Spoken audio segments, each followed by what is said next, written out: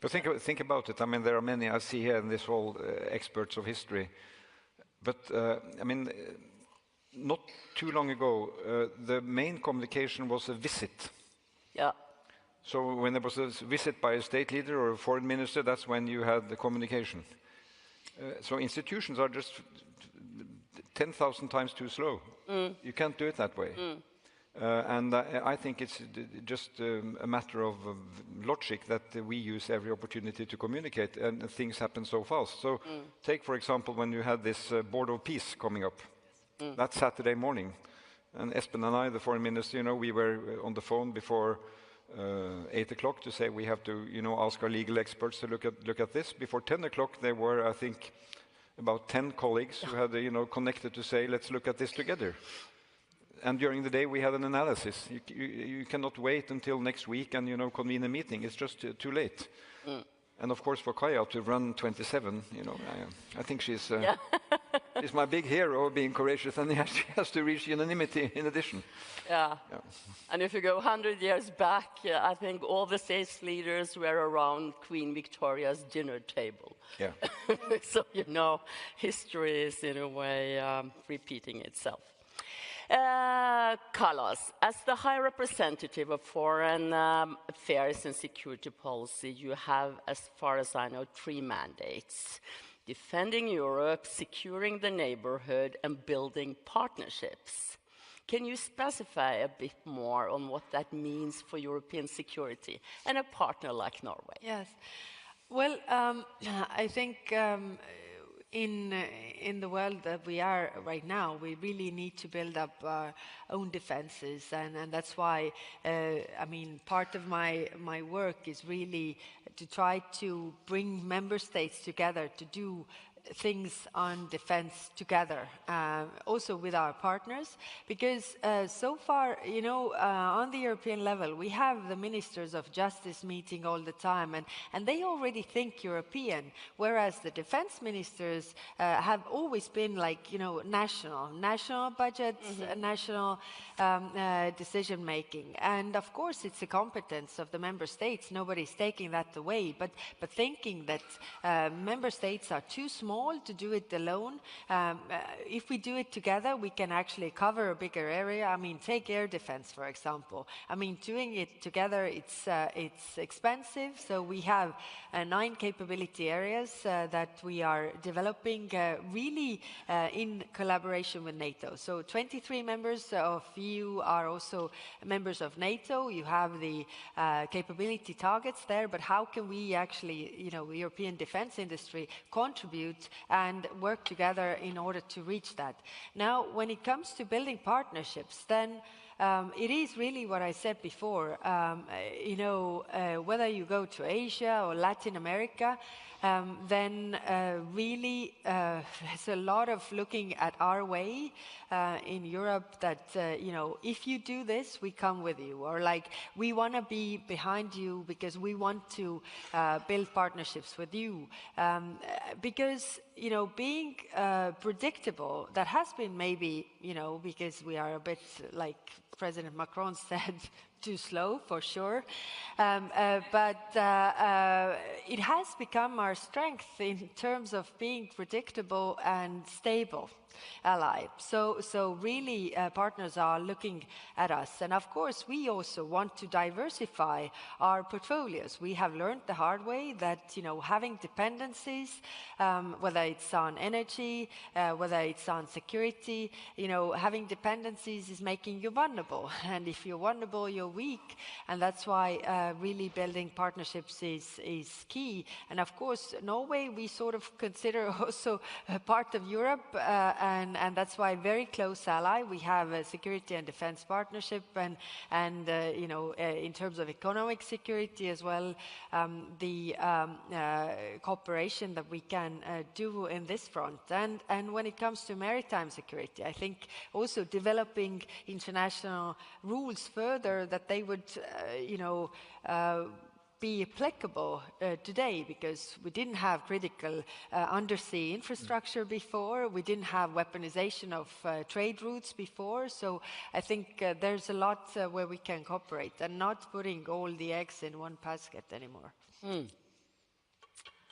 I have another question to you directly here from Karsten Friis. Kubelius has called for a new European Security Council comprised of the major powers of Europe to provide security leadership. Your thoughts on that?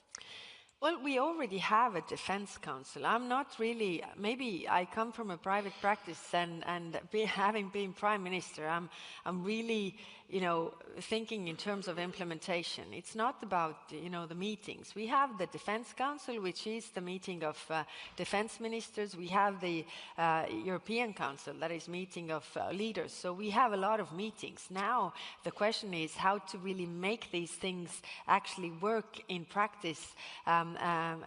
Whether it's capability, coalitions that we have built or other parts. So I don't think we need more institutions. We just need to implement the plans we already have.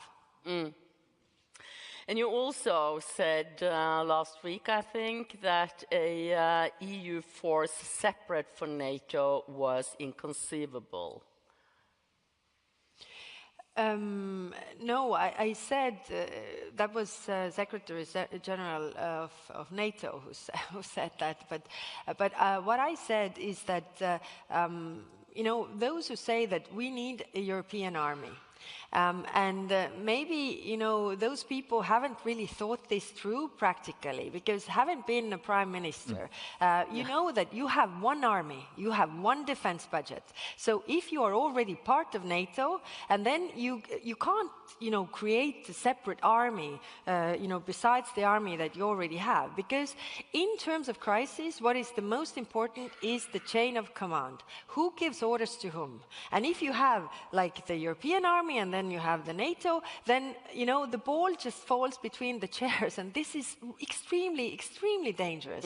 That's why I say we have to strengthen European defense, which is also part of NATO. It is really complementary to NATO. Let's not throw NATO out of the window.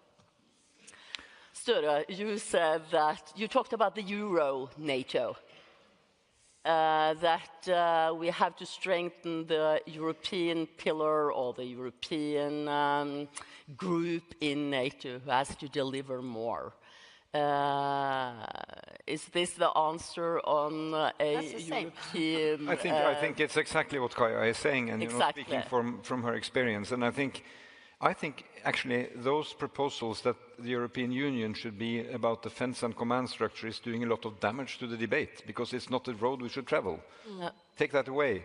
And I think, security in Europe now, if you think about it very pragmatically, with the UK outside the EU, but still a major military power with nuclear weapons and, its capabilities. Norway, not to be shy, lying there in the north looking after security. We have to break through this, and get that into pragmatism. NATO is there with a decision-making process among allies, which is in itself complex, but it is trained to work. And as I said in my intervention, I think, we will see a deepening of perspectives and purpose of the northern European countries, which is natural. And I can understand that, for Giorgia Meloni in Italy, with her outlook, she has a different regional outlook around her. And she will have to deepen that also with countries close to her because of geography. And we will have to do something close to geography up north. So, Espen and I, when we were in government 20 years ago, we took this initiative of saying, let's bring NATO home. Because at that time, the kind of impression was that NATO commanders knew more about the mountains in Afghanistan than about the fjords of Norway. Yeah. And basically, I think that has... with history's many turns and tragedies, it has in a way succeeded that there is a focus now on defending the core territories. So I think, we have a good point of departure to this. I'll just come back to my point. When we now invest in defense to 3.5% and 5%, let us do that wisely. Because if we do it side by side, it will be waste. If we do it coordinated, it can be a formidable force of deterrence. Exactly. NATO threatens nobody, but nobody should be under the impression that they can threaten us. And NATO has one very valuable thing, and that's standardization of the forces. And I think that's very important also for the Europeans, because to have 178 different weapon systems is not going to bring us further. But there is also one request that we have as the European Union to NATO to share those standards, like and information, because we can't help to our member states to develop those capabilities or do them together if we don't know everything that we need to know in this regard. And there, I think the 23 members that are members of both organizations have a particular responsibility. Yeah. And how do you see the what kind of measures can be taken to improve the relationship between the EU and NATO in the years to come? Because I think that's the way to go. Yeah, no, the relationship between EU and NATO is very good. I mean, we are in constant contact, but the thing is that what is the NATO, all the members need to agree, sharing, some of the information that is, problematic for some members. If we think about, Turkey and we think about some European Union members. So we need to overcome those obstacles, because we really need to have, sharing of these things so we can help both organizations, really. But think about it, what has changed. I mean, a few years ago, NATO and the EU could not talk together. No, I mean, exactly. it was blocked. And I think it was during Jens Stoltenberg's term that, the Secretary General of NATO could meet with the President of the European Council, and you can go to each other's meetings. So there's a major progress done. So here I think, we have to be pragmatic. I think NATO really depends on European defense industry, coordinating, integrating, getting standards right, put away red tape, develop further. And let us now, again, not rule out the strong collaboration still with the United States. And I think, the thinking that, they will leave all of this and not see it as their interest will not be the case. Yeah.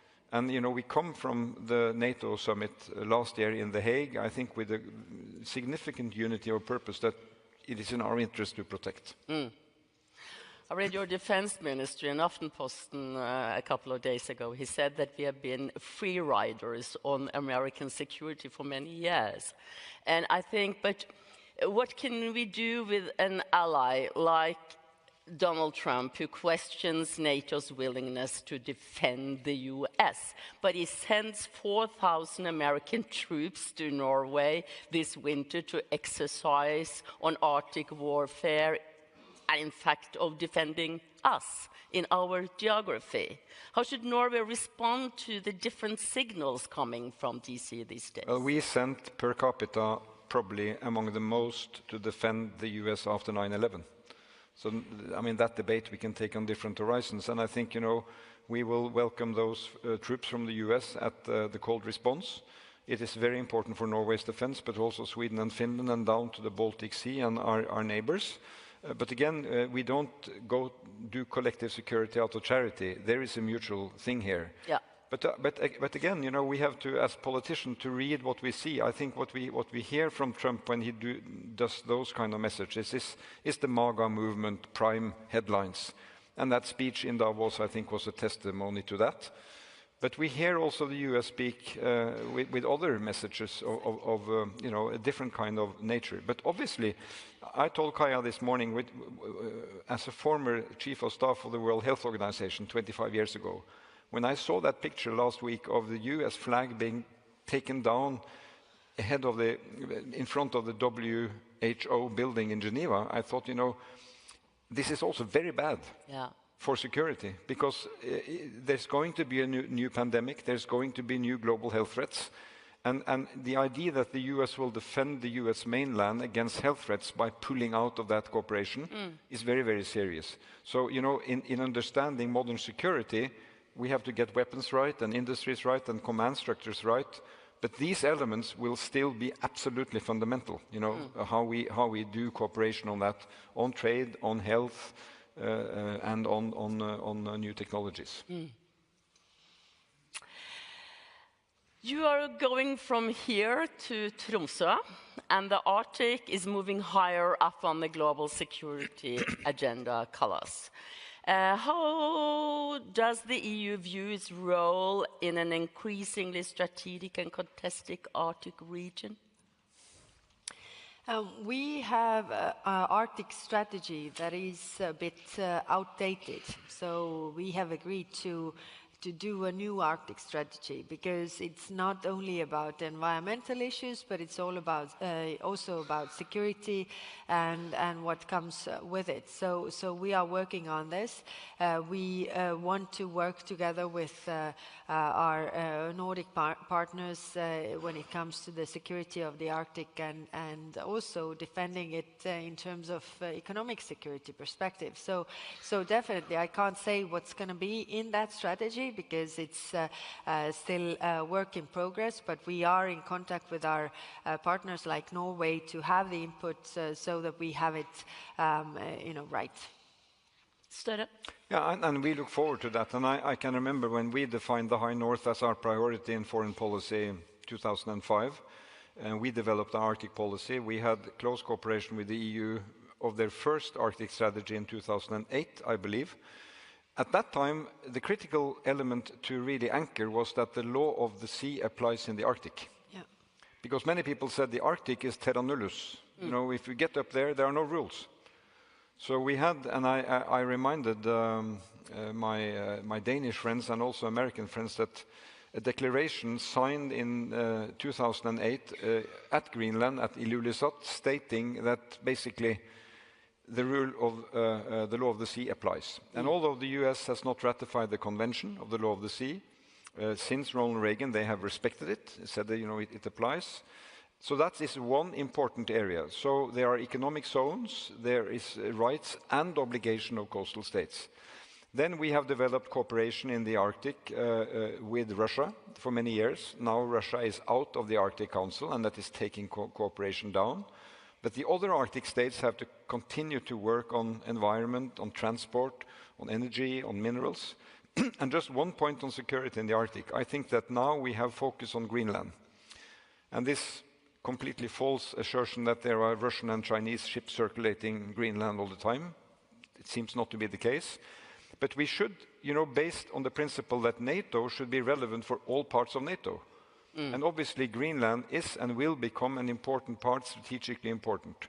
But we must not make the big mistake to say that the biggest challenge for security in the Arctic now is in and around Greenland. It still is the concentration of nuclear arms close to us with a link down to the Baltic Sea. That is where the major challenge lies.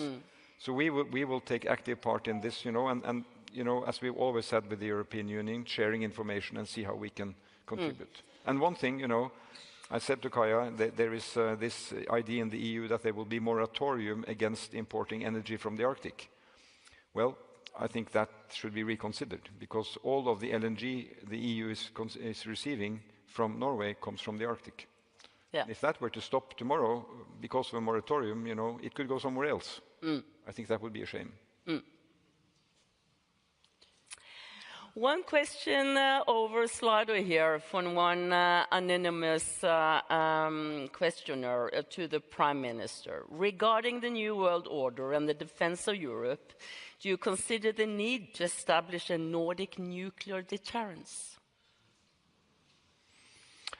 No, there I think again, if you think about the ambition of the Nordics and Scandinavians after 1945, they had ambitions in defense, in currency, in market, and on all of those areas it proved that it had to be either European or Euro-Atlantic.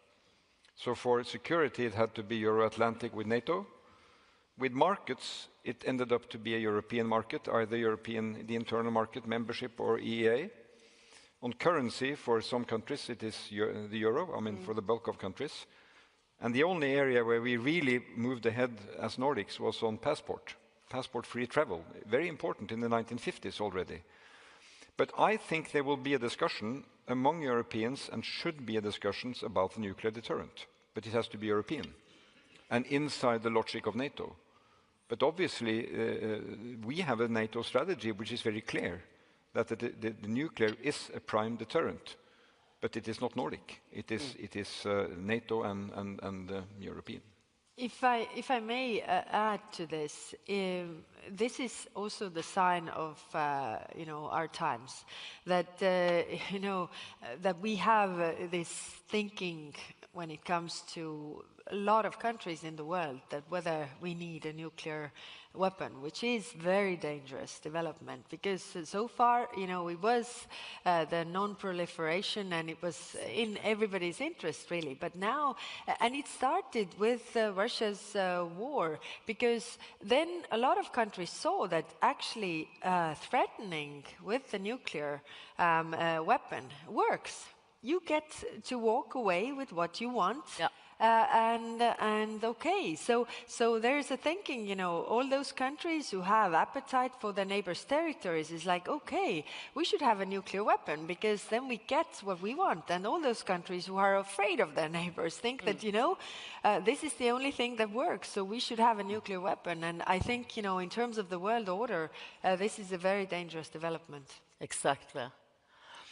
Time is running. I would like to end with the main security threat in Europe. That's Ukraine. It's Russia's war against Ukraine. It's going into its 5th year this February. What is the path forward for the European Union to support Ukraine? And what role can Europe play in the future of some kind of peace process? I think that so far we have been very reactive to what's coming out of Washington. Should we be more in taking an initiative? It's a terrible war. We have to end it.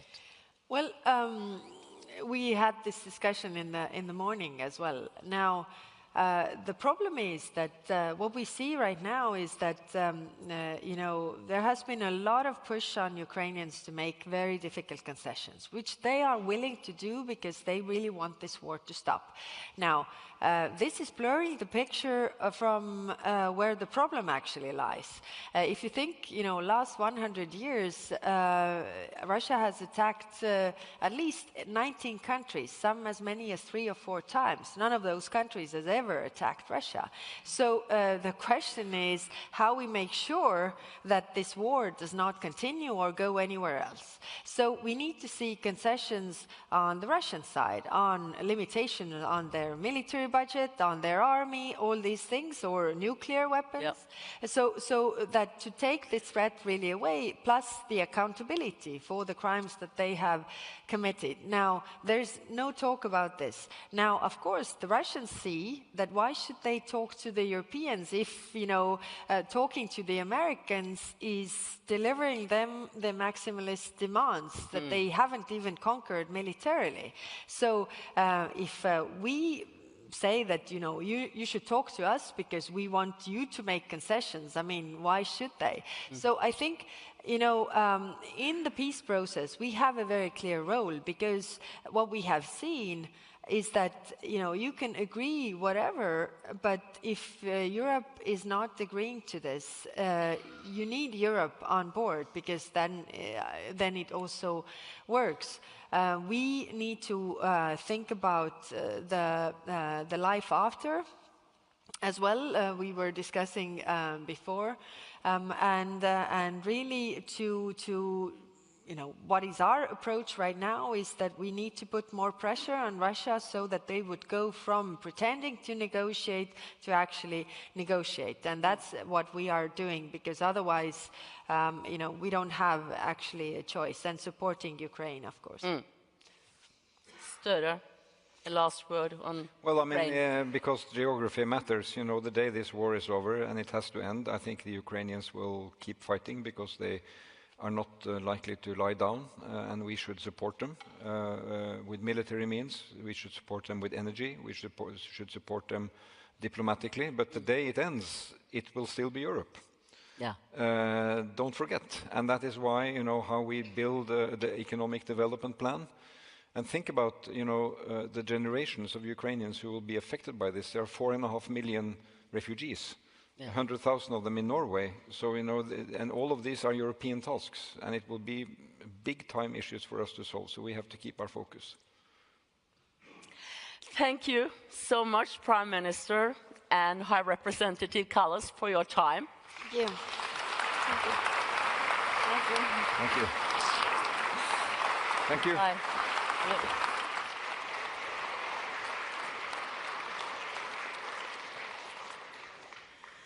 And while they are leaving, it is my great pleasure to invite to the stage Deputy Secretary General of NATO, Radmila Shekerinska. Please, Shekerinska.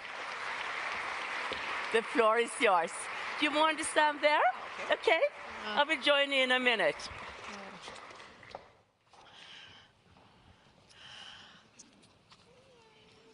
Good morning, and it's great to follow this very interesting, very honest, and very open discussion. And it gives me really a great pleasure to be, for the first time, within this building. I remember visiting Norway many years ago. I was still a student, if I remember correctly. And as part of a Norwegian support program towards Central and Eastern Europe, I was invited here as one of the young leaders from the then Social Democratic Youth of Macedonia to join you for a program at Utøya. And it was a transformative experience because going through the many different elements of the Norwegian model, I have been confirmed in my views that politics can be a noble profession, that we can achieve more if we show more solidarity, if we search for the right answers to our joint problems. And I always say that it is because of Norway that I actually became involved very actively and chose politics as my profession. So in my both good and bad days in politics, and my friends here know that there are plenty of both, I do thank and blame Norway for it very often.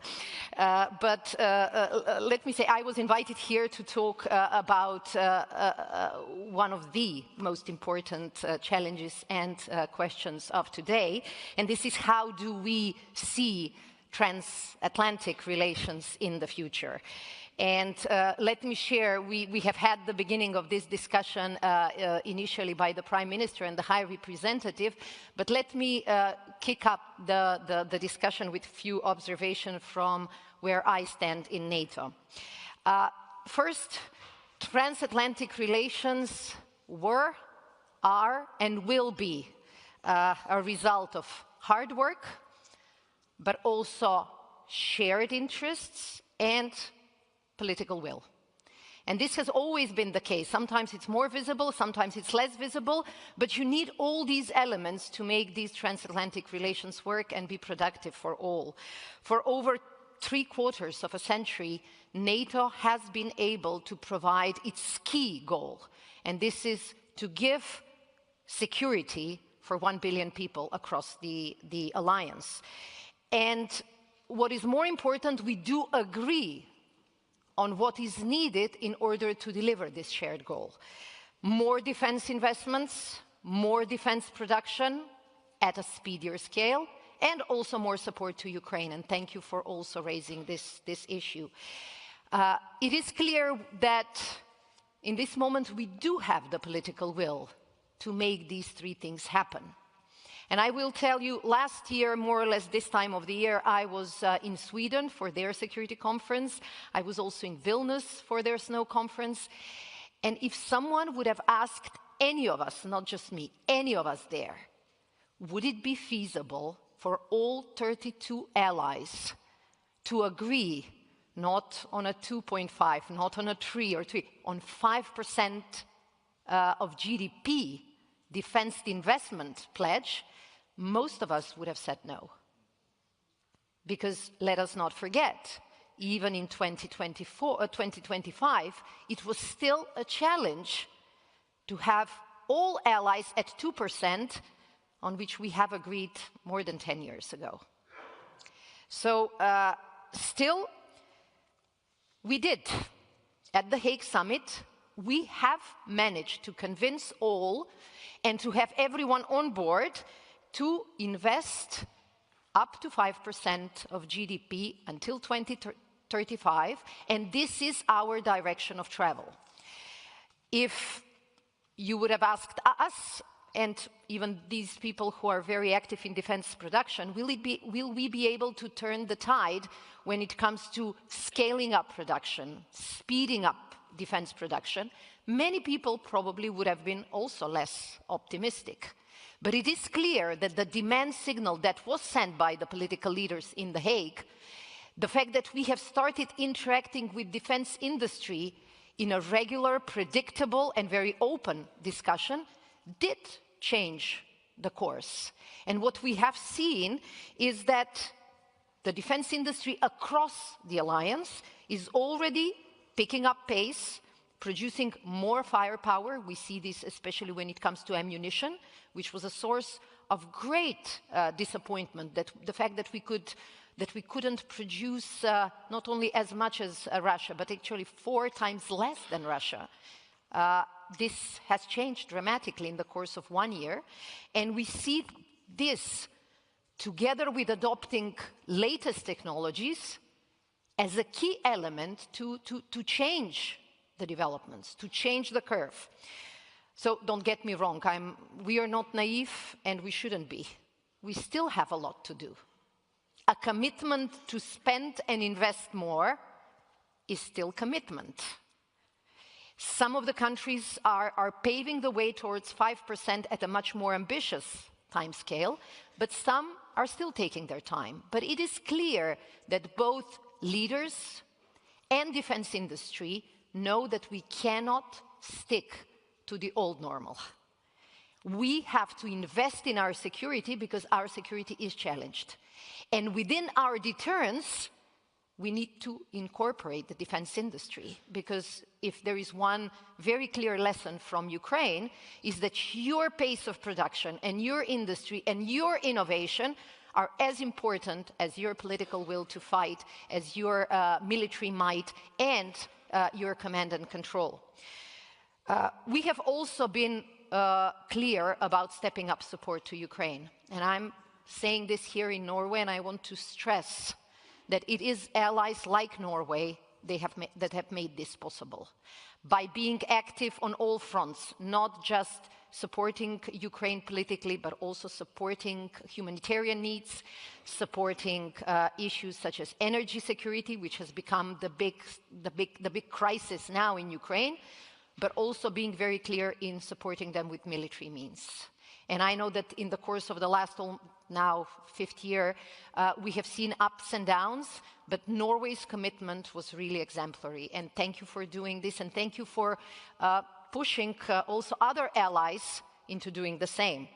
So we have come in a situation in which we see what is happening in Ukraine as also lessons learned of what are the wars of tomorrow. And by having your defense industry supporting them, by having all of us supporting their military capabilities, but also their training, their intelligence, we are actually we are also supporting our own deterrence and defense. And I don't think that this message, we can repeat this message enough. This leads me to my second point, and this is that strong Atlantic relations demand that we sometimes have to work through our differences. And this is where the hard work comes. And I think your Prime Minister was very clear in saying that this is an approach that works. We are democracies. We have debates within our societies. We should not take them for granted. We also have dialogue with different allies. And sometimes, like in history, we have different points of view. And the big advantage is that the DNA of this alliance is about discussing and finding a way out and coming up with a solution that matches our shared interests for security. So we have, as part of this also discussion lately, we have come up with a U-turn when it comes to Arctic security. And several things were already mentioned, but I will just add that it was through the intelligence and the information from allies such as Norway, we have seen that across the Arctic we do see more interest and more presence by Russia. They have created their Arctic Command. They have reopened some old military sites. They are creating new ones, basically deep water ports, but also airfields. They're testing their novel weapons in the Arctic. And this calls for our attention. And it became clear that it was not only Norway, and it was not just our Arctic allies that have the interest to preserve security, stability, and cooperation in the High North. It is in the interest of all NATO allies. And this is why we have agreed that we will do more, without focusing on just one part of the Arctic, but really looking at the Arctic as an area where we have to be strategically present and we have to protect our interests. And we have seen that allies are procuring more capabilities that are appropriate for our presence in the High North. Our troops are exercising in Arctic condition, and this is where Norway comes as a leader. So last October, we opened a new center in Barth that focuses on these issues, and with the exercise this March, this will be a very clear signal, not only of your contributions, of the importance of the Arctic, but as was mentioned, the importance of transatlantic unity. So transatlantic relations may be tested, and they are always tested, but we always come up with the alliance being stronger. Which brings me to my third and final observation, that the bond between Europe and North America remains the only really winning way in developing our security in a more dangerous and less predictable world. US security, US troops, US military might is indispensable for European security, but it goes both ways. It is also what Europeans, what we bring to the table, remains relevant from the Arctic to the Atlantic and towards US and Canada's security. So in this way, this is the bond that has kept our two continents together, and this is a bond that has made all of us more secure. For Europe and Canada to step up on defense investment is not a question of choice. It is a question of necessity. And this has been the case for quite some time. But it is true that the time when we could, some would say conveniently, give up on focusing on security and allow the US to deal with it is over. And this is a much more just and more stable arrangement in which not only US, but also Canada and European allies contribute in a meaningful way to our Euro-Atlantic security. This is why when we did our last polls, 81% of allied citizens on average throughout the alliance consider the transatlantic bond as crucial for our shared security. And we have these expectations to take into account, but we also have some lessons, good and bad, from the more than 75 years of history. And this is why we do believe that, especially in challenging times, we will be able to deliver more security, but also more cooperation in a very, very hostile and unpredictable world. Thank you.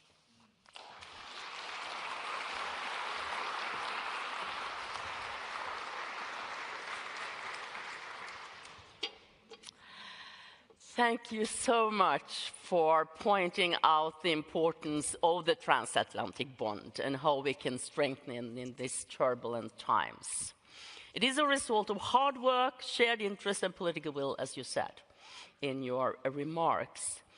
However, we have to reflect on the last week's remarks from Donald Trump and the tough diplomacy around Greenland, and his rather harsh rhetoric to European allies and Canada of being weak. How much has this harmed the trust among the allies? Could you tell a little bit from the headquarters? And how can we heal it? Well, I remember reading, your Prime Minister mentioned, the days of university work and how I remember some of my university lessons that spoke about what is the basis and the strength of alliances in history and in the world. Is it a threat or is it trust? Yeah. And in my view, it has to be both. Yeah. We do share the common goal of providing security, and we have to also work on this with the appropriate level of trust. And I have to say that trust goes both ways. Yeah. But it is true that for many years, actually decades, as Europeans, we got used to US carrying most of the burden in an unacceptable way, maybe acceptable after the Second World War, but practically this has been the source of frustration for so many years and for so many administrations. We also have to be open about this fact. I remember the first time I joined a ministerial meeting, it was Ministers of Defense when my country, North Macedonia, was still not part of the alliance, but we did support NATO in Afghanistan and in Iraq previously. So we were there around the table discussing Afghanistan, but at every meeting, the Secretary of Defense from the US would start by calling European allies and Canada to invest more in their defense. And some European colleagues saying, yes, we agree, but we cannot do it now. And this has been going on for too long. I remember some people were quoting JFK in '63, talking more or less about the same frustration from the other side of the Atlantic, that countries which are moving forward in terms of economy, in terms of capacities, are not willing to in a way, finance appropriately and invest in their security. So we have approached this problem in The Hague in a very pragmatic way. How can we do better? How can we invest in the trust by saying that European allies and Canada are doing more? And there is a clear sense, and I would say even understanding and consensus among all allies, that we will continue to develop, you called it previously, European pillar of NATO, European defense within NATO, and this balance sharing, actually balance shifting, will strengthen the alliance. It will not weaken it. And of course, allowing US to be present in other theaters, but also saying that US nuclear deterrent remains also very important for the alliance, apropos the discussions that we have had previously. Yeah, I think it was Donald Tusk who said it's not fair that 500 million Europeans are asking 300 million Americans to defend them against 140 million Russians. You're absolutely. And I think it's time to step up. Yeah. And I think he added also from an economy the size of Italy. So both in terms of numbers, in terms of economy, might, innovation, power of industry, you know, it's... we can do better, and we can deter by investing even more in our security. It's talking about in NATO now, burden shifting instead of burden sharing. What's the difference between the two terms? Does burden shifting somehow indicate that some downsizing or withdrawal of American troops in Europe? Or burden shifting has been on the table for many decades. Well, this is it. When you don't deal with burden shifting, you know, then you have to be even more ambitious afterwards. It is clear that European allies and Canada, and European allies especially on the continent, are prepared to take the lead when it comes to conventional deterrence. And this means more prominent role, bigger numbers, but also capabilities. And this is where our relationship with defense industry become crucial.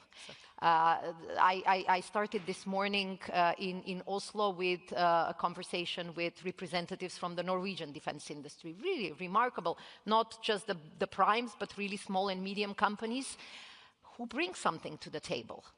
And they said that they have seen the demand signal growing stronger after The Hague, but they also need some additional predictability. Why is this that defense industry still with certain question marks? That's because they're afraid. Is our commitment real, and will it stay? Because we have had commitments in the past, and unfortunately, too many allies we were dragging our feet. So I think what was very important in The Hague was to send this message, and then what is important is that now we focus on implementation. Because it's not as if the 5% is something that we have on the table. The 5% is goal. Some countries are more ambitious. Some countries have already shown, that they can contribute 5% either this year, next year, or until 2030. And I have to also say Norway was a very strong ally in terms of having the 2% even before many of the others. But we have to convince also defense industry and our adversaries that our commitment is not going to disappear especially the moment after the war in Ukraine ends. Because it is a clear understanding by all our intelligence services, by all our experts, that when the war stops in Ukraine, the threat of Russia will not disappear. On the contrary, they have shown that aggression will be and will continue to be their foreign policy towards practically all their neighbors. And we have seen this when we analyze Russian economy, when we see how they're churning up military equipment. So this is why our commitment cannot be a one-time decision. It has to be a sustained effort that will strengthen us. Totally agree. You mentioned the need for NATO to step up in the Arctic. To a Norwegian and a Finn, the Arctic is part of our DNA, Prime Minister Støre and President Alexander Stubb wrote in Financial Times, I think it was last week. And in the last year, the NATO profile in the Arctic is already enhanced due to updated regional plans and command structure, as well as Finnish and Swedish NATO membership. So what more could you do, or should NATO do, without diverting critical resources from other key priorities, as Ukraine? Well, you're absolutely right that for you, Arctic was never too high or too north. We live there. And we have always counted on Norway to be our eyes and ears when it comes to this region. But it is true that there was hesitation, on behalf of even Arctic nations, on how should NATO be involved. It was predominantly seen more as a national exercise, national responsibility. This thinking has changed. And what we have seen because of Russian presence, because of Russian activities there, is that we have to be more united and we have to have a more coordinated response there. 7 out of 8 Arctic nations in the world are NATO allies. Exactly. So it is our, front yard in a way. And what is necessary, of course, is for us to have not only more knowledge, more situational awareness, but also more presence and more capabilities. And the whole concept of the Hague commitment is not to move our capabilities around, but to increase and strengthen our capabilities. What was different was that even in our defense planning cycle, we had to adjust to looking at Arctic and Arctic capabilities as part of our planning. And the fact that now these countries are part of Norfolk Joint Command responsibility will be extremely helpful. But the idea is not to weaken our defenses elsewhere, but actually to bring more capabilities to the table, and it's definitely capabilities that you don't need elsewhere. I mean, these are all more specialized capabilities, more specialized military exercises, and this is why actually our Arctic allies are a huge resource. Living and fighting in this environment is a completely different ballgame, I was told. And after walking in Oslo, which is probably a very, very mild version of this, I can understand. Yes, almost no snow these days. Yes. But we have to end by talking a little bit about the agenda for the upcoming Ankara summit of NATO this summer. The allies will meet again, and will it be assessment of how far you have, we have reached the commitments from Hague? What other topics will be on the agenda, do you know? The Secretary General, when we were preparing for The Hague, he was very clear, not only in the discussions about the summit, but even discussions referring to NATO internal reorganizations. His goal, and maybe this is his Prime Minister's experience speaking, is we have to focus on our core business. Yeah. And it was an additional argument for him also to advocate stronger cooperation with the EU. Why? Because there are areas in which EU is actually better positioned with more know-how, and we shouldn't just repeat what they know better. So it should really be a cooperation. But NATO has to focus on what we know best, and probably we are the only ones with the DNA and the history and the experiences, good and bad, of actually command and control, defining military capability, and conducting operations. So he said even then, we will not pick our 3 priorities for The Hague and then think about different priorities next year. No, it's all about implementation and delivering on these commitments, because the 5% pledge is only as good as our budget decisions are every year. If we don't follow up, they will actually become a vulnerability. On defense production, we will continue also the focus in Ankara, and we will have another industry day focusing very much on how can we support industry and how can we be better with using additional funds, but hopefully without avoiding additional costs. Because there were several ministers, I remember in the preparation to the summit, who said, if we increase spending, we will just end up with more inflation. So this is why our message to allies was, let's do more joint procurements, let's try to cooperate more, and let's insist on more innovative solutions in looking for the right capability targets. So this will also be high on the agenda. And the third element, this is what we do every day. I mean, we push allies to do even more on supporting Ukraine. And we just had 2 very important NAC sessions focusing on how can we support Ukraine so that they can really negotiate with more assurances and more strength on their side. And trust me, especially on issues such as air defenses, the situation is and was dire. Yeah. And this is something where I cannot avoid mentioning again Norway. The fact that you were able to use also your defense industry to support, but you were also, I think, a leader in terms of supporting financial package for the so-called prioritized Ukraine requirement list, which basically delivered ammunition and air defenses to Ukraine as we speak.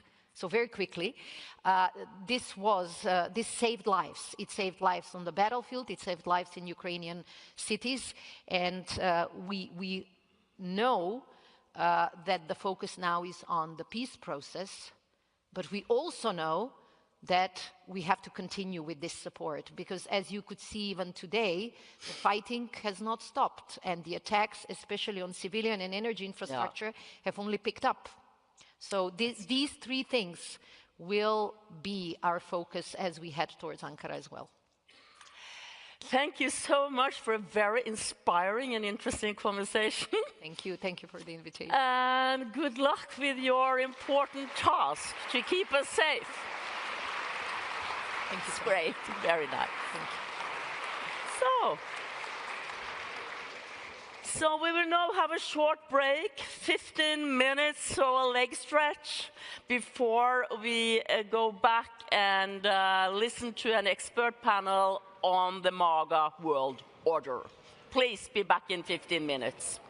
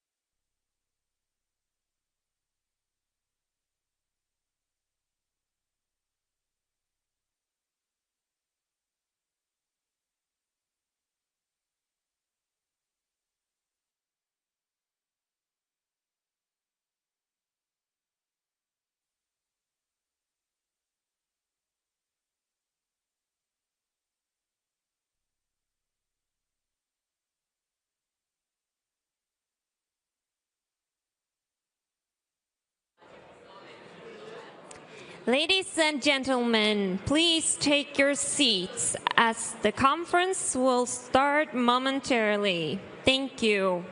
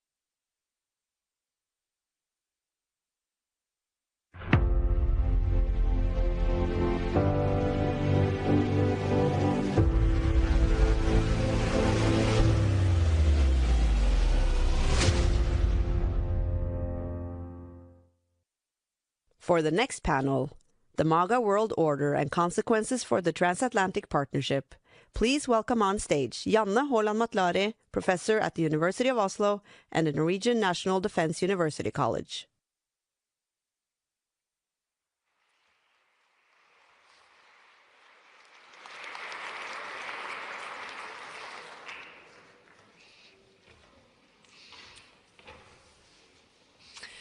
Thank you very much, and happy to be here. We're going to have a panel discussion on que faire, what is to be done, as Lenin entitled one of his pamphlets once, what is to be done now in Europe and European defense. The point of departure is, of course, the NATO alliance, 8 years transatlantic cooperation and ups and downs, but certainly now with major questions. And I think we could say that the good scenario is transition, that we have a period where Europe really takes seriously conventional defense and perhaps also nuclear deterrence, where Europe fulfills the pledges and where the guideline is the National Defense Strategy that was published by the Pentagon just some days ago, in which it is said that the US stays with NATO. There will be the critical support, but less support. Europe has to be able to deter Russia, which is no problem at all according to the text in there. It's very optimistic. You have so many more citizens. You are so rich. Russia has a GDP of Spain, excuses to Spain. So this is the transition scenario whereby the US stays the course, SACEUR remains American, the whole sort of burden shifting is accomplished. But then there is, of course, a rupture scenario which is lurking behind this, in which the commander-in-chief, the president, decides to maybe do a second round of Greenland expansionism or some other venture which makes it imperative that Europeans say, no, we cannot abide by this, we cannot swallow this, we cannot pretend that nothing has happened. So we have to, in a way, consider not only burden shifting and planning with the US, we have to consider the commander-in-chief's whims, political whims. Sometimes I think it's akin to a political Tourette syndrome. Something just comes that is completely unexpected. So clearly we can't be naive in Europe and say everything will be plain sailing. So what I want my panel to comment on is exactly what should Europe do now? What strategy should Europe adopt? Because clearly one doesn't deter Russia by conferences, by good sort of rhetoric, by talk. Europe has not assumed responsibility for Ukraine, although it's 5 years into the war. And one could think perhaps that would be a natural thing for Europe to do. It's a war in the middle of Europe. Why hasn't Europe assumed responsibility for that? And there isn't any sort of visible leadership stepping forward, despite the fact that we have French-British leadership of the Coalition of the Willing, Ukraine, and we have a Northern European model, perhaps, of European NATO, as was alluded to by our Prime Minister. So I think we are, in a way, we're very good at discussing these issues. We are quite poor at taking action, and deterrence lies in deter of being frightened. So nobody's frightened of conference proceedings. So I want to invite my eminent panel to come to the rostrum and comment on this. What exactly should Europe be doing, and who should do it? Who can lead in Europe? It's not a multinational organization. It is in major capitals that have strategic ability. So my panel consists of Barbara Kunz, senior researcher at SIPRI in Stockholm. Welcome, Barbara. And she is a new member of NATO. And then Kaush Arha from the Center for Technology and Diplomacy at Purdue University. Please, welcome. And Lieutenant General Ben Hodges, former Commanding General of the US Army in Europe. And then Andrew Michta, who is then unable to make the transition, so to speak, transatlantically because his plane was cancelled. So he is very sad about that, because Andrew is a regular at these conferences, and he's always a very valuable comments. So I have taken the liberty of finding some comments that he has just published. And I think I will just start by relating what Andrew would have presumably said had he been sitting here. At least it's his words. He says, "The row over Greenland was a US mistake that will carry with it a penalty as we move forward. That penalty will be a partial loss of trust." And of course, trust is the commodity of any alliance, the most precious commodity in any close alliance, he says. But this is also an opportunity for allies to talk frankly to each other, not in normative, but in geostrategic terms, because alliances are first and foremost about shared threats and shared national interests, with shared values serving as a functional reinforcer, but not a defining one. So that's also what the Prime Minister said. It's about interests, common interests, and common threat picture. And he says, for too long, the biggest European countries have enjoyed a vacation from history being realpolitik, of course. The sudden shock from the row over Greenland should finally wake them up from their complacency and help them realize that their security is deeply connected to the United States. So this is, he says, this is the transition, the benign scenario he envisions. National defense strategy says the same, as I mentioned. We in Europe will be the core of NATO's conventional deterrence and defense under the US strategic umbrella. So now Europeans need to do their best to set aside their bruised egos, stop overreacting to Donald Trump's unpalatable tactics, and remember their countries don't have a relationship with this or that US president or political party, but they have a national relationship with the United States of America. So that was sort of food for thought regarding making the transition scenario a reality, because it's really, I think, very much up to us, not only to Donald Trump. So, Ben, would you like to comment on these que faire, what is to be done? Well, first of all, you have to acknowledge that there's a threat. that there's an enemy. And Russia is absolutely at war with Europe. Even if we don't acknowledge it or don't want to believe it or don't take it seriously, the Russians are absolutely at war with us. It sometimes is kind of described as hybrid warfare, but I think that's a terrible name. Hybrid doesn't sound very scary. You think of a hybrid car, it's almost kind of cute. So that will not inspire governments to action.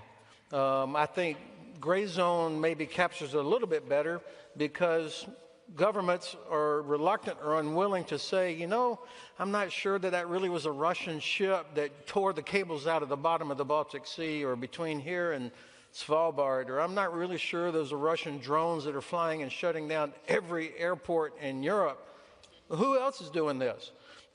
Maybe some teenagers are responsible outside some airports, but I think we're being very naive if we think that this is not the result of Russian influence and Russian design to cause us to lose trust in each other and also to distract us from supporting Ukraine, because that's what this is about. Mm-hmm. The Russians want us in all of our countries, I'm an American that lives in Germany, to please stop supporting Ukraine because those damn Russians are going to shut down Frankfurt Airport or Brussels Airport or Copenhagen Airport. And until we can act with some sort of, I keep saying we, I'm talking about the alliance, but also all the countries of Europe and North America, until we can inflict consequences on the Russians for what they're doing, it is only going to continue. Every day, ships, end-of-life vessels, according to the EU's Special Envoy for Sanctions, end-of-life vessels loaded with Russian oil and gas are heading out through the Baltic Sea, past 7 or 8 EU and NATO countries. Mm-hmm. Almost never stopped. What are we scared of? You should be scared of one of these ships having a terrible accident and dumping hundreds of millions of liters of oil on your shore. That should worry you.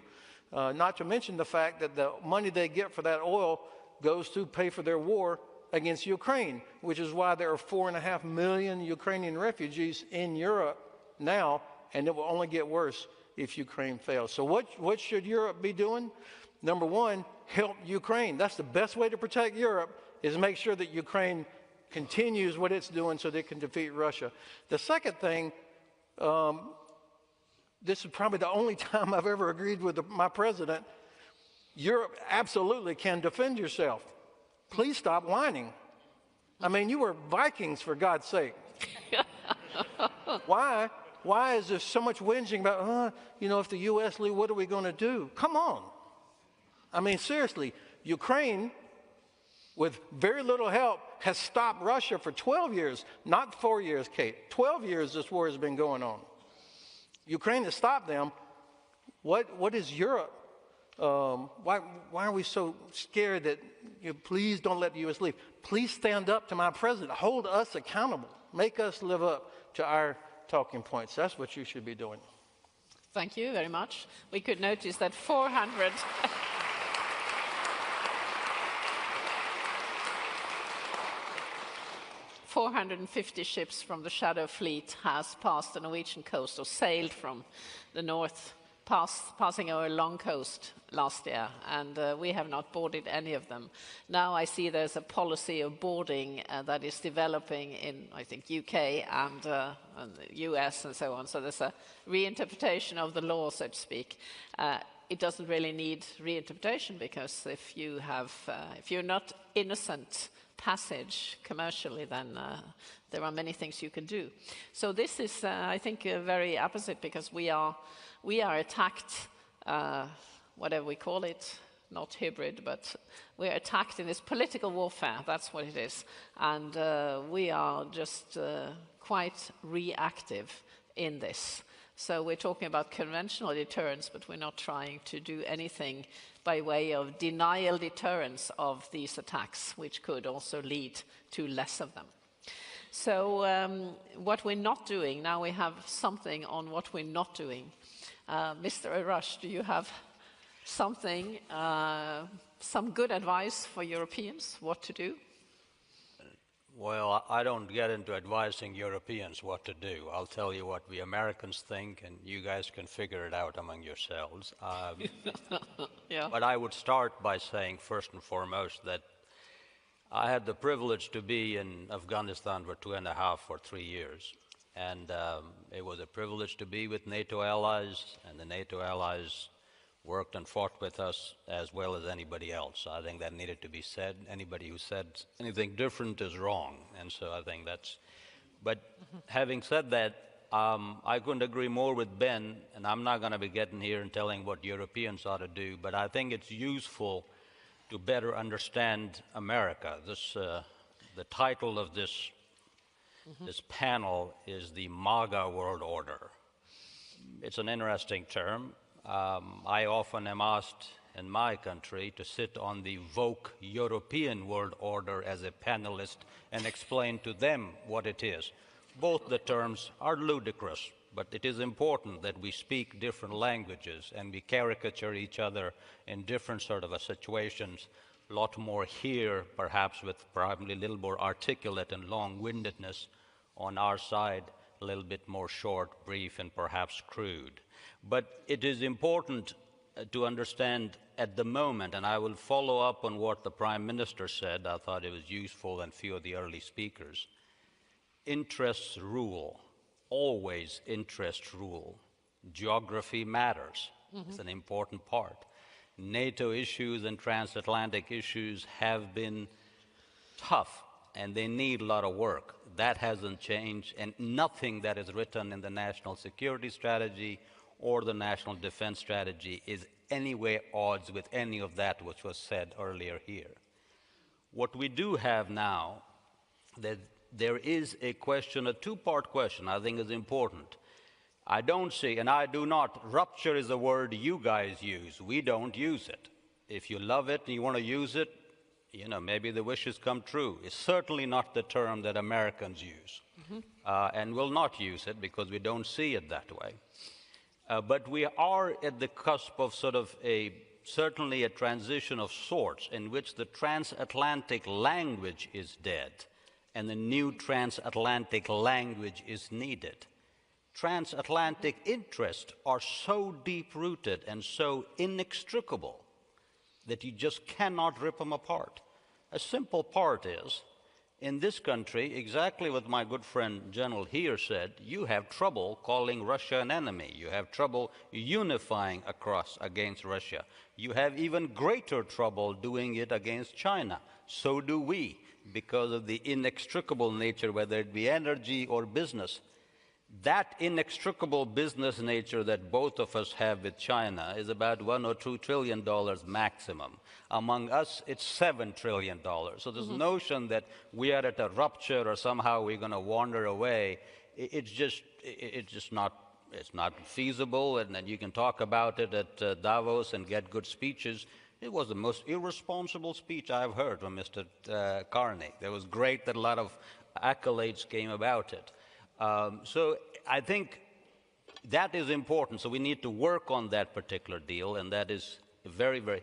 We're certainly not an isolationist country. When President Trump came up, there's a whole discussion it'll be isolationist. This has been the most active foreign affairs president in his first 1 year than last 7 presidents put together, and he's still not done. So I think he'll continue to go.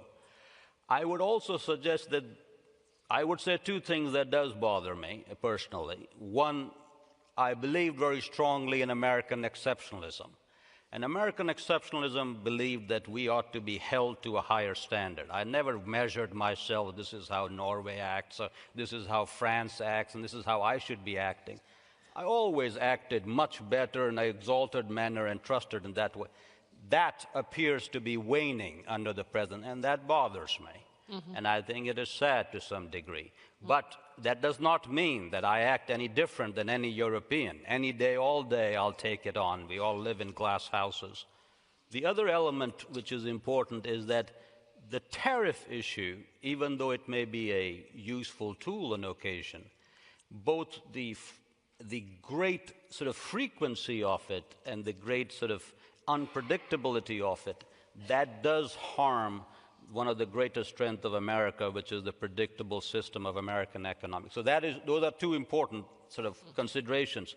Having said that, we're in a discussion here, one of style and substance, and one should not be, as a good Danish foreign minister said, this is now how friends talk to friends, and it's true. A lot of the conversation may very well be unwarranted, unfair, unhelpful. But it's a little bit like me walking around and saying, hey, if I had the money, I'd change this rich house. The rich people don't have good taste. They should have made the house this way and that way. I ain't got the money. They got the money. They built the house. President Trump got elected. He got elected in a federal state because this is the way he talked and people related to him. It is what it is. He's elected president. He talks about it that way. But it is the interest, and you guys have to figure out where your core interests are and how hurt are you with a given length of language. You can do both. I'm not saying pick one or the other. It is very likely, more likely than not, that by the end of President Trump's term, that he may have pushed both America and most of its allies either almost at or closer to a 5% GDP defense budget. That would leave all alliances, both Indo-Pacific, North Atlantic, and Middle East, stronger than they are. That will lead all our alliances and our capacity stronger than it is. And that may reel into a more safer world. That is more likely than not. I'm not saying it's guaranteed. That would be best for everybody. Now, of course, there is a rather bitter medicine on the way. The polite way has been told not just by Kennedy, but actually all the way back from Eisenhower onwards. It didn't work. He's trying a different matter, and he's going at it. But in that context, everything that was discussed earlier today, and which is an NSS, and which is an NDS, and which my good friend, the General, just said, it is very, very consistent. The National Defense and National Security Strategy says that we think Europe should be able to have the conventional might to deter Russia. We, America, will remain as a critical allies and everything else. Nothing that says it abrogates it. That is where Europe ought to be. That's what it says. It takes Israel as a model ally, talks about again and again, and it wants other allies to be like Israel, to be able to carry the hammer as well they do. If the world after 4 years ended that way, we'd be in a better place than we are today. And I believe that, yes, transatlantic relationship, because of the inextricable nature, would be stronger. I apologize and am concerned about the bitter medicine that comes on the way. One last point on this, because it was mentioned here a lot, which is the high north and security, and directly relevant to Norway. We are at the cusp.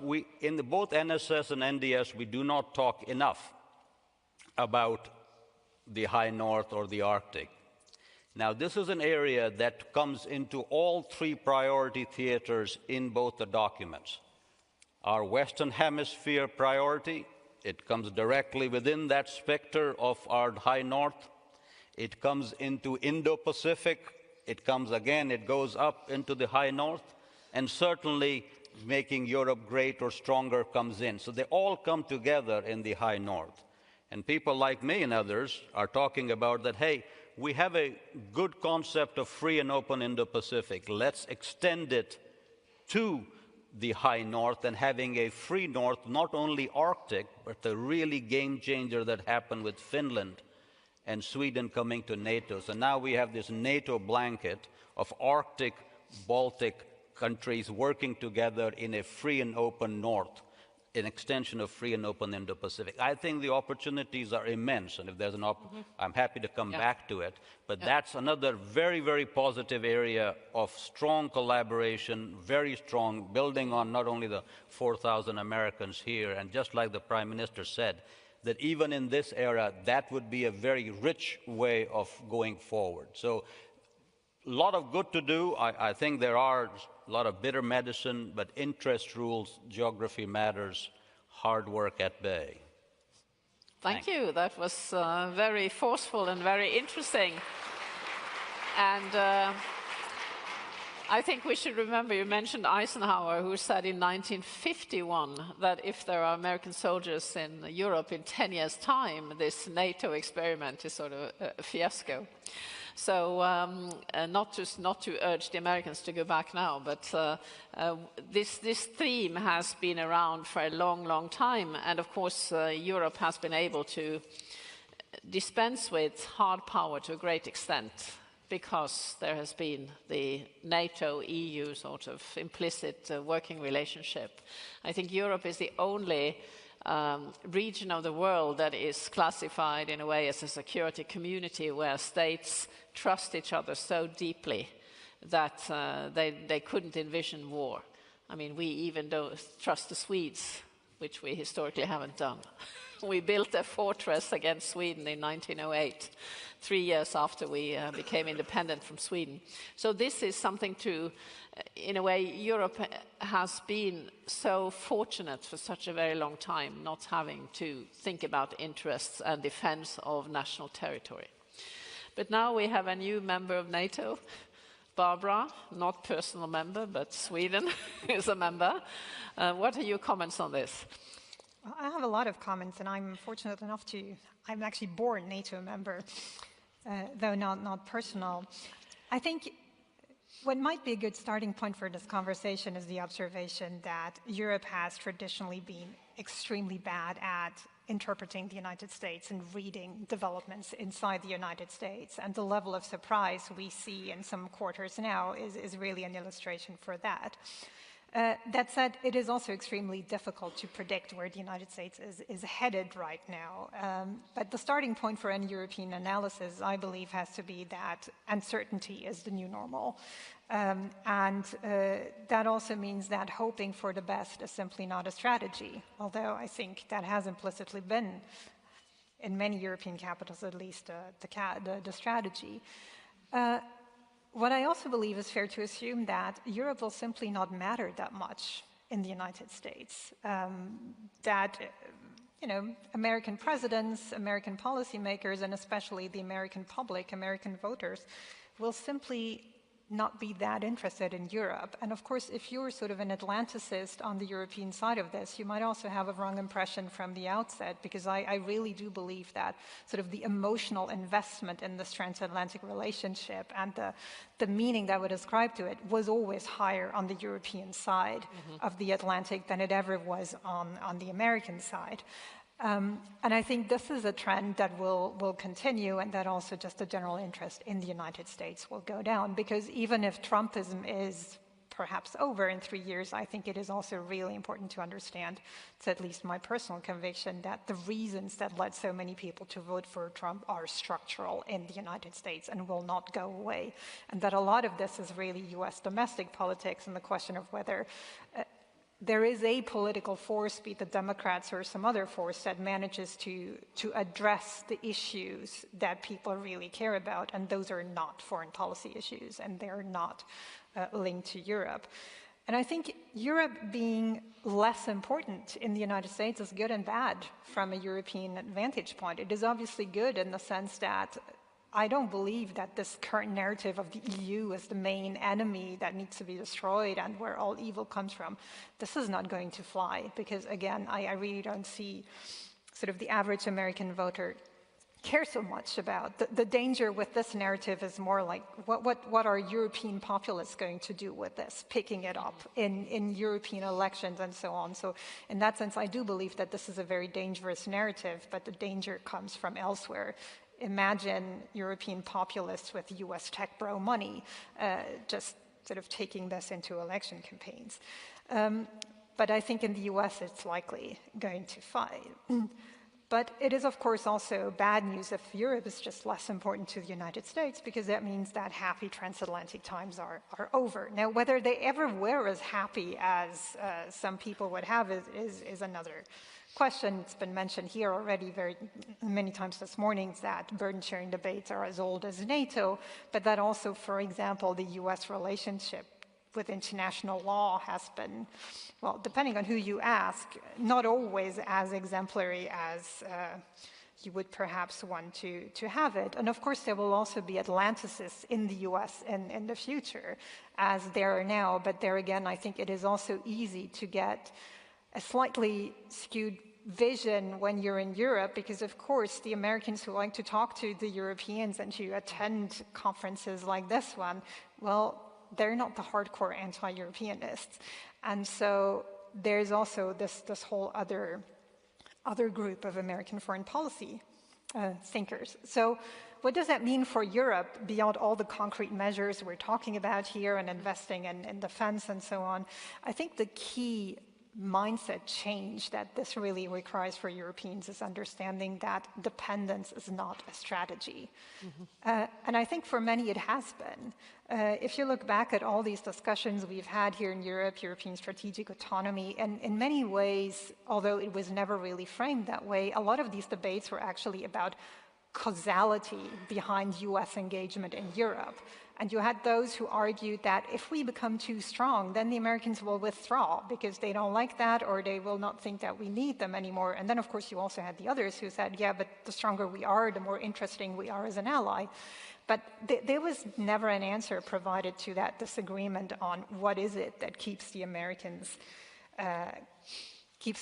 in. And, of course, the Americans have also not really been helpful in answering that question, because the messages have been very contradictory. Like, do more, be stronger, but don't strengthen your defense industry. Don't become too independent. Don't do this, don't do that. So it also sort of, the Europeans could never find an answer to these questions from Washington. And not what, if there is something positive coming out of the current situation, it's not much positive. But if at least the mindset shift in Europe could be that, well, don't wait for the Americans to answer these questions. Just define your interest and just sort of go way beyond just saying 5% is the solution. It's really a matter of mindset. It's a matter of strategic culture. Is don't bet on dependence to maintain the transatlantic relationship. And just to end on something a little more positive, I've always struggled to understand why dependence would be the one factor that keeps the relationship across the Atlantic strong. I mean, I maybe sound like a feminist marriage advisor, but aren't the best relationships the ones that both sides want to be in, and not one side is in because it doesn't have another choice? And so I think if that's where we can get sort of as a European mindset, then there's actually something positive that comes out of the MAGA world order. Thank you. That was very refreshing. Very interesting. And I think if we take that as the point of departure, then in a way, is the French thinking about autonomy, which is, of course, went on from de Gaulle onwards, is that a model for achieving European sort of strategic culture? Because strategic culture is a term that is used in the literature quite a lot. One disagrees on how to define it, but it has to do with the willingness to take risk and ability to take risk. And the only two key states in Europe with some degree of strategic culture that is strong enough, I think, to have a global reach, also the French and the British with their nuclear weapons, and then, of course, German money coming in. And I think we heard about the coalition of the willing, able, like-minded, that is Northern Europe. British leadership, the Nordics, the Baltics, the Poles, Poland as a major military power. I think this is the only feasible way of showing leadership, of going forward, is that key states decide to do so. And then, of course, with the NATO method, so to speak, in terms of how to do it militarily. But politically, there has to be the will in capitals, not consensus-based organizations. The EU would not be able to do much as long as there's unanimity with Hungary, with Slovakia, with other countries that may want to stop aiding Ukraine, for instance. So I think this is a question what to do now, is who can do it, and how, in a way, does one address the needs on the ground? Conventional deterrence, fully capable to be had here in Europe, what does it require if we leave nuclear out of the question? FT had a very good article some days ago listing the enablers, the strategic enablers that only the US has for the moment. Can we acquire those and how quickly? That's the sort of question. And to keep this interest-based cooperation with the US, as you talked about, Barbara, not to not look at dependency, but look at our interests and how to arm up in order to defend those interests. Any comments on this? In America, when you're on a panel with somebody and the other person goes, "My good friend," that means they disagree with every fucking thing that you just said. All right, so just to be clear, Kaja and I disagree on almost everything that we have said. I wish that in 3 years the alliance would be stronger. But when the President of the United States daily and his knucklehead, his Secretary of Defense, daily smash our allies, when they denigrate the sacrifice of allies, when the President publicly says we didn't really need them. Okay, first of all, how many thousands of Allied soldiers were killed or maimed or wounded in Afghanistan? Only because we were attacked, the only time that Article 5 was ever invoked. So I was sick to my stomach to hear that, having served in the middle of British, Canadian, Lithuanian, Australian, Dutch soldiers, Romanians all around me. It was sickening. What makes NATO successful? The reason the Soviet Union never attacked us in a conventional way, the Russians have never attacked us in a conventional way, is not because we have gazillions of dollars invested in equipment. It's because they always knew that we would all show up. The cohesion of the alliance was always the secret sauce. Not if you were 1.8 or 2.2 or 5 or whatever. We all knew that we could show up. One of the best Norwegian soldiers I've ever known, Odin Johannesson, when he was the chief of the army, I was here on a visit several years ago. I'm so old now, I can't even remember exactly when it was. But I said, Odin, what is the part of Norway? I was revealing my ignorance. What part of Norway is strategically the most important thing? Where do you focus? And of course, I immediately was thinking, well, obviously it's around Oslo. You got to protect the capital where most of the people are. He drew a little cartoon map of Norway, and then a circle around the top 10% of your country. He said, that's it. I said, what? Nobody lives there. He said, if the Russians ever captured that part of Norway, it would change all the calculations for the North Atlantic. It would reduce Norway's ability to monitor Soviet subs, Russian subs, but also what's coming through the North Atlantic. If Russians got control of that with anti-ship missiles, with air defense, and they could disrupt everything that we, the alliance, needed to be able to do to defend ourselves. So here's a Norwegian army guy explaining brilliant maritime strategy that was not for the benefit of Norway, it was for the benefit of the alliance. That is strategic thinking. That's how our alliance works. And then my last point, what we, the United States, need from allies is not for UK, please hurry up and get to 3.5% or 5 or whatever, or for Poland. By the way, Poland, Romania, already there. And what happened to them? The U.S. announced they're going to reduce presence in Romania. So don't believe that, throwing money at the feet of the U.S. president in hopes that he'll stay involved, that doesn't work. Just like groveling does not work. This famous tanker seizure that happened a few weeks ago, I was impressed. Little tiny helicopters landing on top of a Russian flag tanker in the North Atlantic. I don't even like flying over the Atlantic in a Lufthansa flight. Here, these guys are in helicopters in the winter landing on top of a tanker. Oh. Okay, well, they didn't fly there from North Carolina. Oh.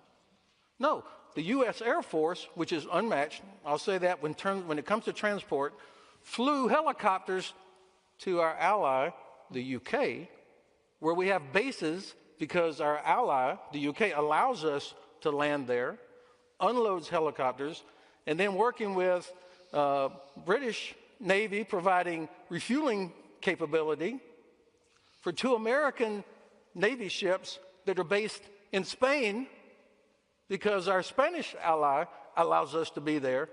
And they came up, and that's where the helicopters then went to, and then went and seized the Russian tanker.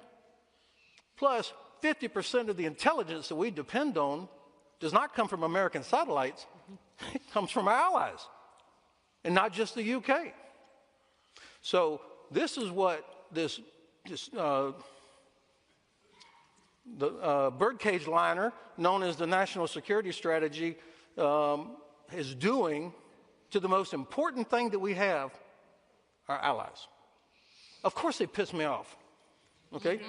Don't forget, France kicked NATO out back in the time of the Gulf. This has not been a rose garden, all right? Greece and Turkey are at each other's throat all the time. Great Britain and France very angry at the U.S. when we intervened in Suez. Germans extremely unhappy when we invaded Iraq. But we always managed to get through it because we had not just shared interests, Kaja. We had shared values. That's what I worry about. Yeah, very well spoken.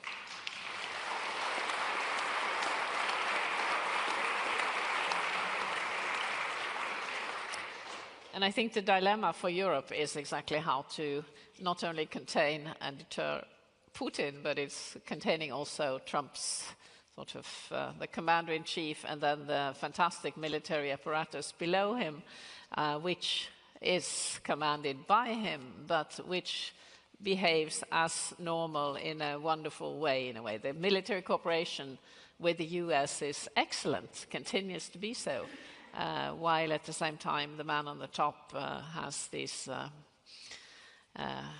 incredible, I would say incredible statements, especially the one about allies.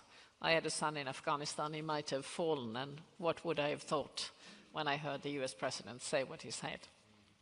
So this is the dilemma, how to keep the military cooperation intact while maybe containing or ignoring, I don't know what we should say, many of the statements and policy actions of the US president in the 3 years ahead. Because you said interests, Barbara, of course, if there's a new round about Greenland and sovereignty, then there will be a conflict. If there's a new stab at Canada's independence as a sovereign state, there will certainly be conflict because principles about these key issues really matter so much. Do you want to comment on in the debate here? Once again, I would agree with the importance of the alliance and its contribution with my good friend, the General. If I was sitting in my MAGA world, there would be another general who would go equally rightly say about how much America carries the burden and what happens the other side of it, which he would be right just like this general was. And I think both of them are right. Now the question still is, yes, there is hurt. It's palpable here and to my left and palpable in the room. But President Trump, again, you can go one way or the other. What can Europe do? He does appreciate, and he did appreciate by Hague and the 5% commitment. I mean, he said they didn't do it.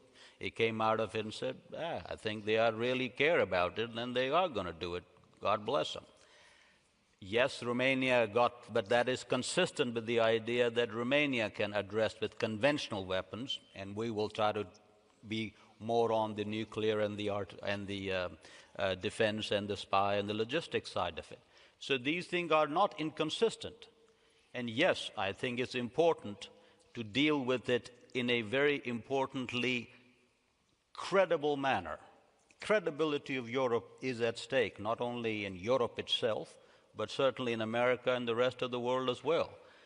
We do work, I mean, values are important, but values oftentimes are more relevant in this discussion than they are in an electoral campaign or when hard facts are done. Interests do carry. They're two sides of the same coin. There is no reason to pitch one over the other, but interests matter. Interests are the reason why you have trouble. If values were so darn important, Ben's point should have been a really easy one, vis-a-vis calling just Russia an enemy. If your values are so damn important, it ought to be real easy to say China's an enemy. You can't, because your interests rule. So don't sit here and give me lectures about values and interests and other side around. So the question comes down on this particular point is, what are the interests and how do you deal with it? You deal with it like Ursula von der Leyen deals with it, in a much more sober, in a restrained. She knows what her points are. She knows what can hit America or not, and what it will cost Europe when he goes into a trade battle. Giorgia Meloni knows it. Merz knows it. Kaja Kallas, a good friend, she knows it. The person who doesn't know it is bloody Macron. They've been playing around France first long before we got to the damn game. So don't give me a break. And talking about strategic autonomy, I mean, you really want to have France and Germany be your backup for security on the worst day of Trump? The worst day of Trump? And you want to trade that to France and Germany? If you want, go for it. So the question is, let's just have a little... Mr. Carney comes around and says, we're going to have a rupture. Mr. Carney, Europe said 5%. Mr. Trudeau said, I'm going to meet 2% in 2032.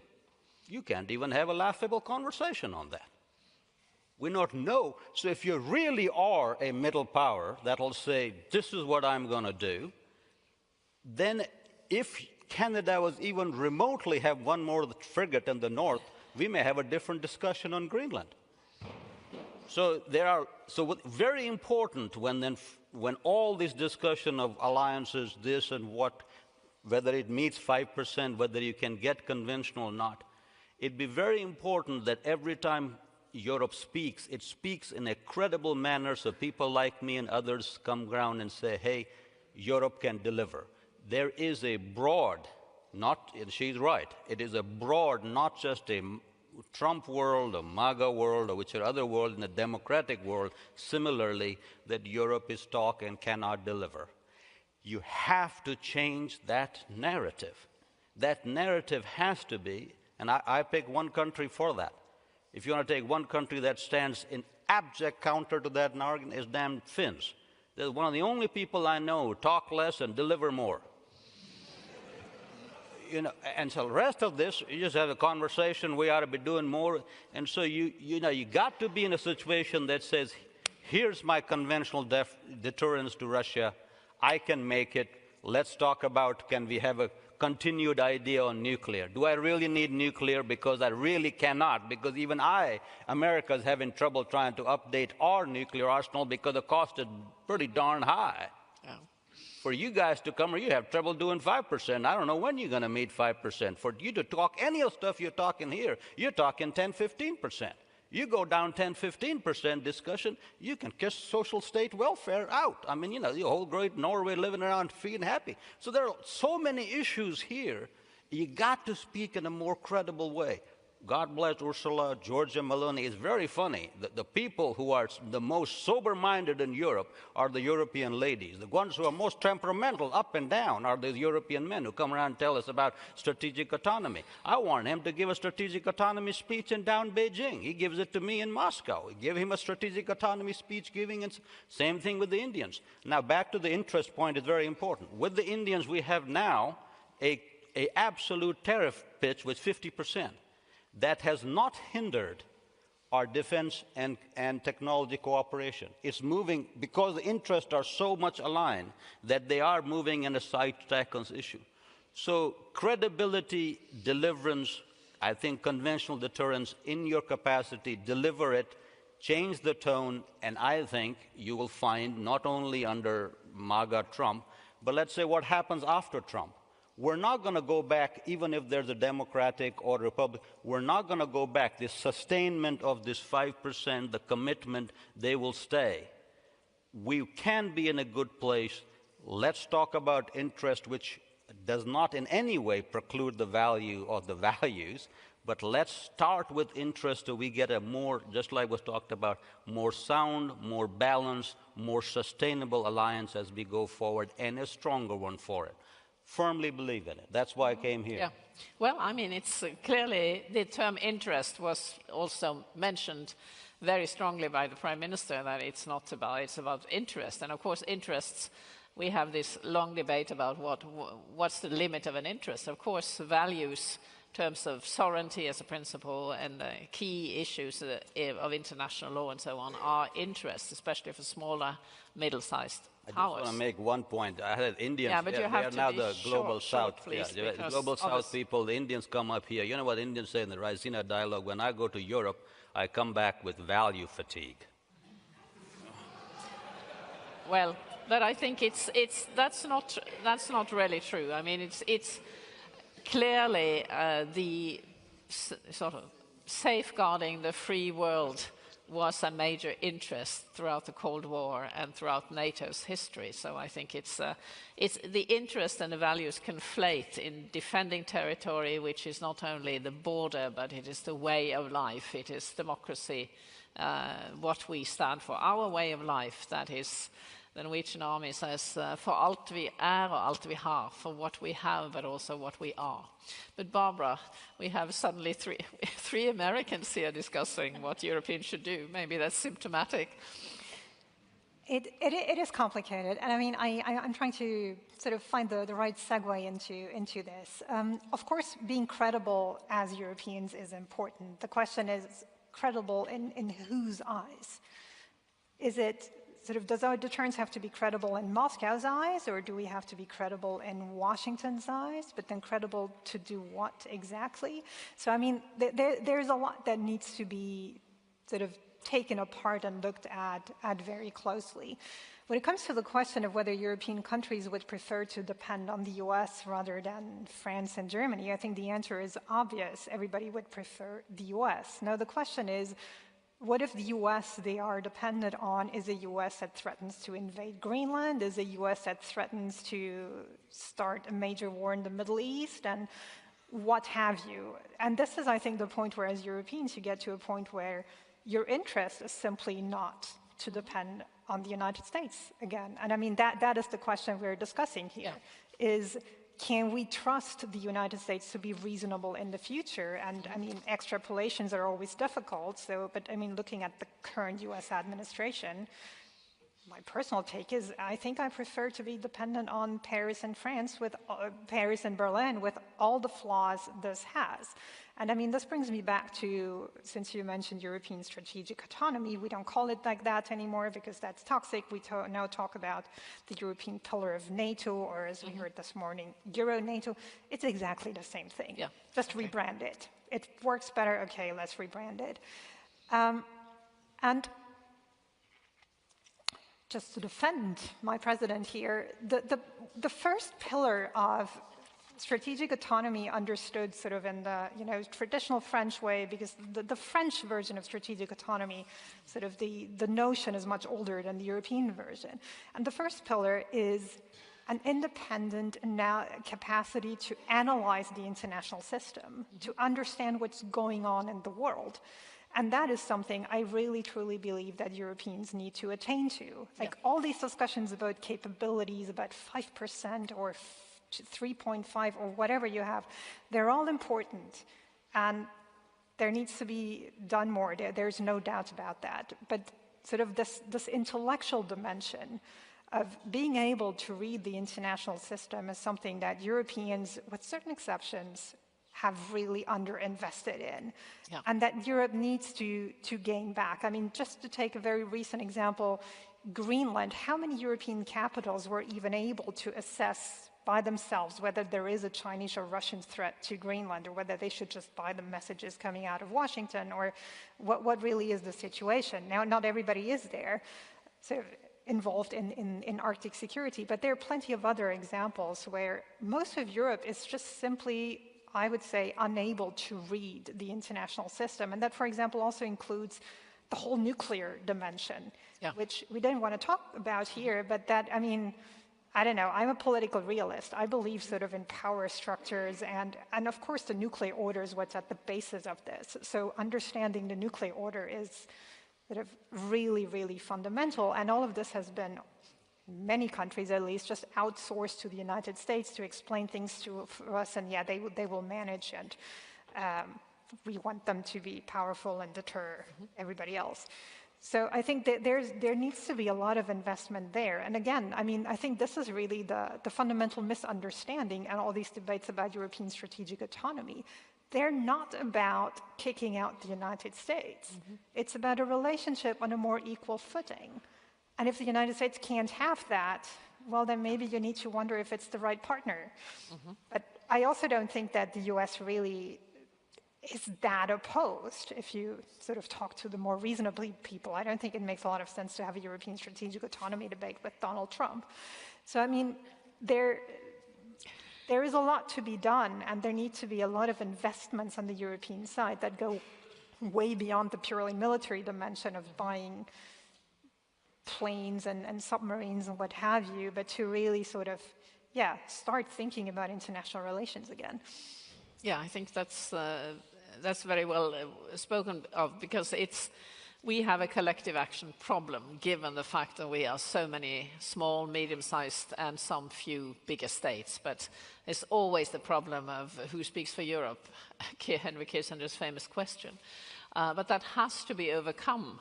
There has to be leadership and then coalition building around that leadership.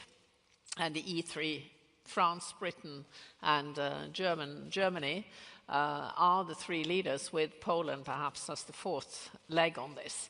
And this has, it strikes me that there's an urgent, this is urgent. It is not something for debates for ages. We really have to be able to reach an ability for conventional deterrence, at least, maybe also nuclear, as a continent, as a region. And it is very natural that we should be the primary actor regarding wars in our continent, for instance, Ukraine. We have now very little time left, because time flies when you're having fun. That was not President Trump, but President Reagan who said that. But we have about 35 seconds for each of you as a final comment. Yeah. Ben, I'm sure you My good friend Cash was dismissive of values. The Constitution of the United States, those are our values. And what I see happening day after day after day with this administration is smashing this. It is under real risk. And all of my European friends, while the favorite sport in Europe is not football or hockey or skiing, it's criticizing American policy. That's okay. It always has been that. But most Europeans at least always looked up to this, because it was a system based on values that you could trust. And I worry that we are losing that trust.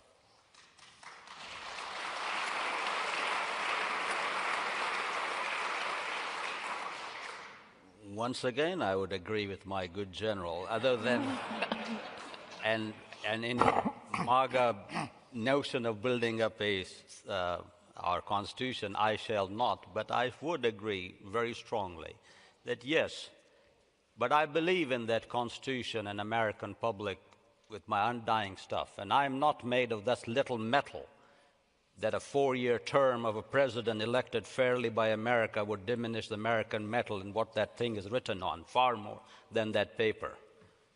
So I think the demise of our system or our values or our institutions are grossly overrated and certainly not to be discussed. Those are my own issue, and I'm 10 times more worried what's going on in Minneapolis than any damn thing in Arctic North. So I don't have to come here and brandish about my love or for the values. The important thing for Europe is that, very simply, America is strong with a strong Europe.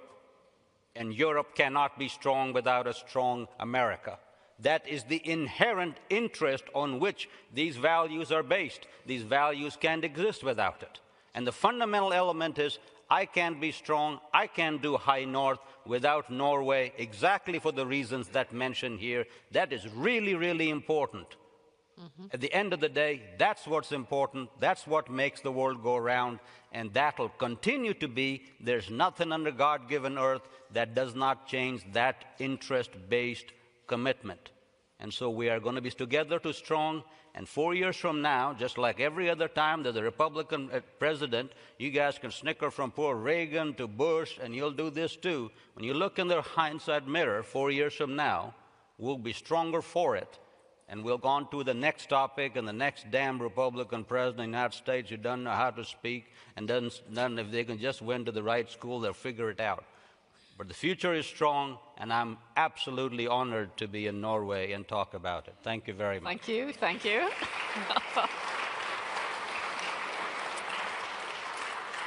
Ladies last.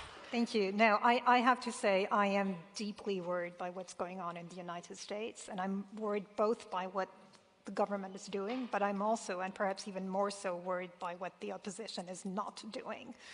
And what that means, I believe, for Europeans is that you can't hope for the best. That is not a strategy. I would, of course, like the best to materialize, and then in 3 years we can all be friends again and everything is great again. But we need to be prepared for a different scenario, which is very possible. And so don't sit here and waste another 3 years discussing European strategic autonomy or whatever it's called now and not do anything. But prepare for the worst, hope for the best, but don't make that your strategy. Thank you. On this very somber note, I have the... Thank you very much to the panel, and I have the pleasure to say that we can learn from the French that without good food there is no diplomacy. So there will be lunch. Okay, thank you for a very interesting discussion, I have to say, among friends. No, it's important to exchange views in this troublesome times we are living in, as I must say. We will now have lunch. I know everybody is dying for a cup of coffee and maybe something to eat. We have been here for quite a while. It's lunch served in Domus Biblioteca on the right side when you are entering the aula. The speakers will be taken care of, going in another building. And please be back and seated 12:20. Because 12:30 I will have Radek Sikorski and Espen Barth Eide on the stage. Looking forward to see you and enjoy your lunch. And thank you, Janne. Tack.